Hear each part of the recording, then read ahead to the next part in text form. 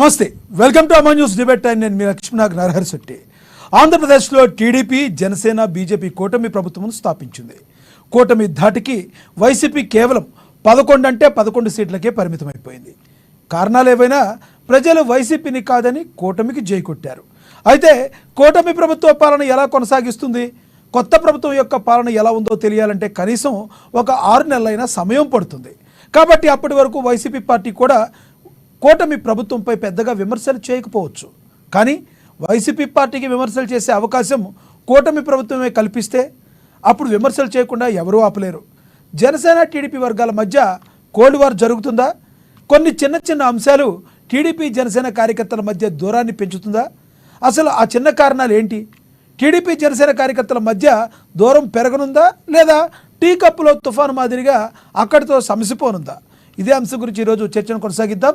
చర్చలో పాల్గొనేందుకు మనతో సిద్ధంగా ఉన్నారు, స్టూడియోలో అందుబాటులో ఉన్నారు మనతోటి జనసేన నేత, వీర మహిళ సుజాత కాజా గారు మనతో స్టూడియోలో అందుబాటులో ఉన్నారు. అదేవిధంగా టీడీపీ నేత, అధికార ప్రతినిధి విఎస్ఆర్ చౌదరి గారు మనతో జూమ్ కాల్లో అందుబాటులో ఉన్నారు. అదేవిధంగా వైసీపీ నేత, అధికార ప్రతినిధి మధుకర్ గారు మనతో జూమ్ కాల్లో అందుబాటులో ఉన్నారు. ముందుగా మనం జనసేన వీర మహిళ నేత సుజాత కాజా గారితో మనం ఒకసారి మాట్లాడదాం. మేడం, గుడ్ ఈవినింగ్ అండి. గుడ్ ఈవినింగ్ అండి. సుజాత గారు, పిఠాపురంలో పవన్ కళ్యాణ్ గారు నేను మాట్లాడుతూ మా అన్నా క్యాంటీన్లు ఏవైతే ఉన్నాయో డొక్కా సీతమ్మ అన్నా క్యాంటీన్లు పెట్టాలి, డొక్కా సీతమ్మ యొక్క అన్నదానం గురించి అందరికీ తెలిసిన విషయం, ఆవిడ గురించి డొక్కా సీతమ్మ క్యాంటీన్లు పెట్టాలని మేము ఎప్పుడో చెప్పాము అని చెప్పి మరొకసారి పునరుద్ఘాటించారు. దానికి గల కారణం, ప్రధాన కారణం ఏంటంటారు?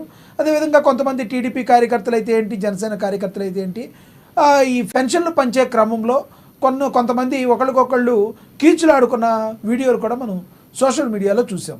దీన్ని ఏ మాదిరిగా చూడాలంటారు? లక్ష్మీనాగ్ గారు, ముందుగా మీకు అలాగే అమ్మ టీవీ వీక్షకులకి, ప్యానెల్లో ఉన్న తోటి ప్యానెల్ సభ్యులందరికీ గుడ్ ఈవినింగ్ అండి.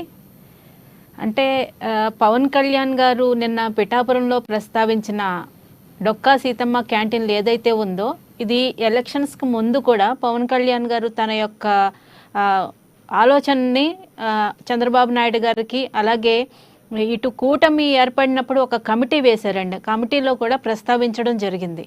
కాబట్టి ఇప్పుడు అన్నా క్యాంటీన్లు అన్నది అంతకుముందు ఆల్రెడీ టీడీపీ గవర్నమెంట్ ఉన్నప్పుడు రన్ చేశారు. కాబట్టి అన్నా క్యాంటీన్ని పునరుద్ధరిస్తాం అని చెప్పి అదే మాట చెప్పడం జరిగింది. అంతేకాని డొక్కా సీతమ్మ అనే పేరుని మేము పెట్టమని టీడీపీ వాళ్ళు ఎక్కడా చెప్పలేదు. పైగా ఆ పథకం ప్రారంభం కావడానికి ఇంకొక 100 రోజుల సమయం ఉందండి.